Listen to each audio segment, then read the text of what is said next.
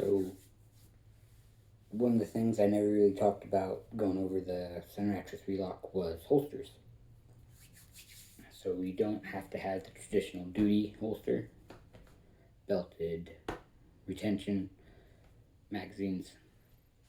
You can do concealed carry holsters, and I particularly chose this one for the video. This is a Galco Vertical, because most people are curious how a shoulder holster is supposed to fit.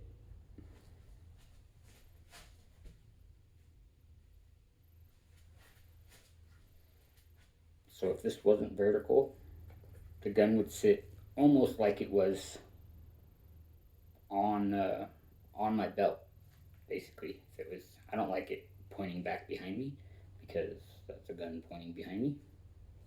I prefer it pointing down. It's almost like it is on the belt, but cross draw.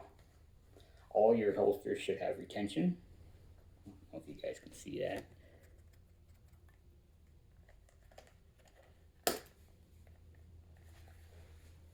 Same thing for our magazines. There's one magazine in there, nothing in this guy. And then I fasten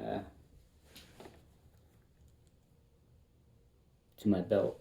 You usually want at least one side, your magazine side, to be retention to your belt. You can get the Galco straps. I think they're weird. You can do both sides. There's different, the 4 magazine facing out is actually really easy to get to, but for a concealed holster, that's a lot of ammunition and not really what it's meant for, in my opinion. The knife thing is cool if you carry a fixed blade knife, which you can't use while you have a gun, so I don't understand that. So just double mag. The one that faces out like this, I think is actually a little bit better, but wasn't an option for me at the time. So when you draw, same exact thing. Magazines.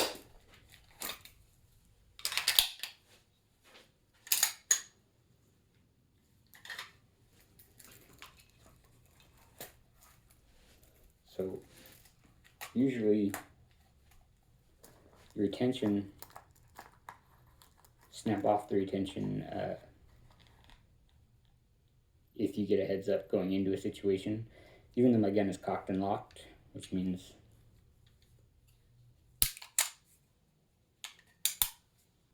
I don't have a safety unless hammer is back. Locks the slide, blocks the firing pin, locks the hammer here. And so duty weapons, police officer weapons are usually that way. But I never keep around chambered. I never do the cocked and locked. I don't actually use that safety other than de-escalation. When I go to put it away, I will put the safety on, eject the mag, safety off, clear it. I don't, you know what I mean, when everything's said and done, I don't even put the safety on. Like if I take a break from shooting, decock it, and I'll put it back.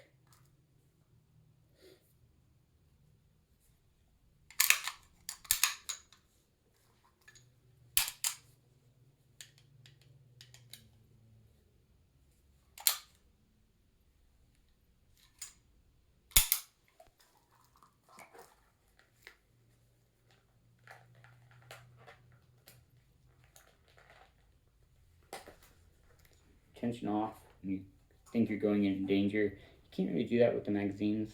You can try. There's an adjustment to tighten them up, but when they're full, probably gonna fall out. But it's pretty easy to. So you noticed when I had magazines on my belt, the butt plate was always facing forward from the magazine away from me, so like this. when you do a concealed holster, like a shoulder rig, face them away from you because you're just cross drawing. That way you come out and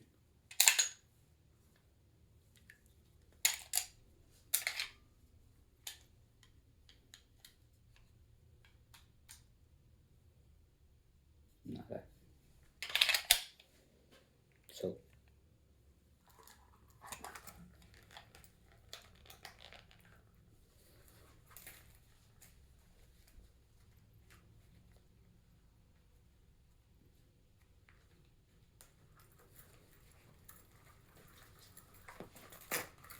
when you buy one of these, and I highly recommend for concealing, if you're concealing a steel framed gun or even just something big with a double stack magazine,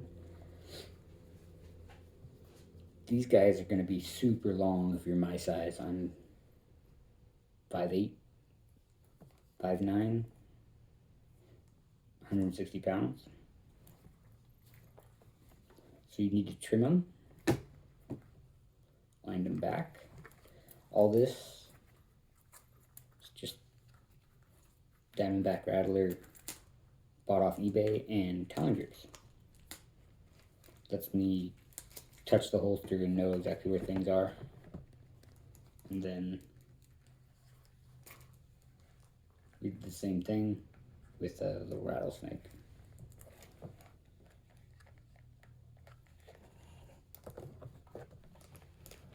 The black versus tan, honestly, I guess if you like black, it could be better, but I haven't had any problems with the tan sticking out too much or anything like that. If it's a heavy gun, a double stack magazine, this is the most comfortable way you can carry it concealed, but it's still fucking heavy. 8 hours of this is not fun. And this is a couple $100 holster. I'm not a huge fan of polymer guns. I'm not a Glock guy, but they definitely have their place if you're going to EDC, everyday carry, because that's, even this one being a compact, is just too much.